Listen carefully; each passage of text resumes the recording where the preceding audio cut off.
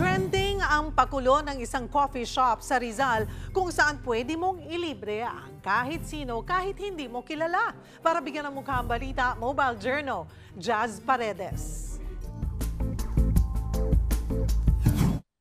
Buy now, serve later. Yan ang siste sa isang coffee shop dito sa Morong sa Rizal. Nagsimula sa maliit na pop-up ang coffee shop ni Jaff at kanyang partner.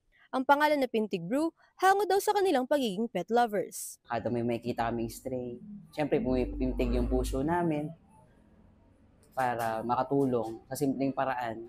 Last year lang namantig ang marami sa ibinabahagi nilang stray feeding sa social media. Nire-recycle nila para dyan ang kanilang mga karton ng gatas. Ngunit hindi pa rin daw maiwasang tumumal ang kanilang benta.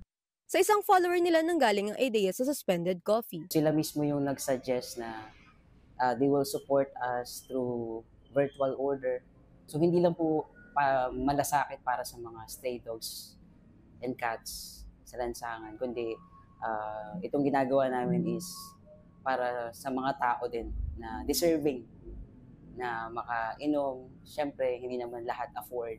Ang siste dyan, bibili ka ng kape, pero para sa iba. Pwedeng ikaw mismo ang mag-decide kung sino o pwede ring ang shop.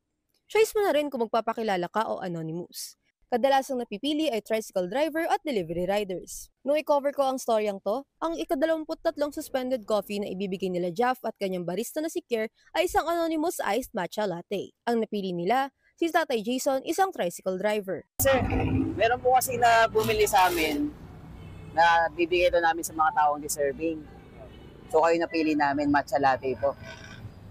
Bali nagbibigay na rin kami before. Yung mga kapwa nyo, rider, mga hot coffee.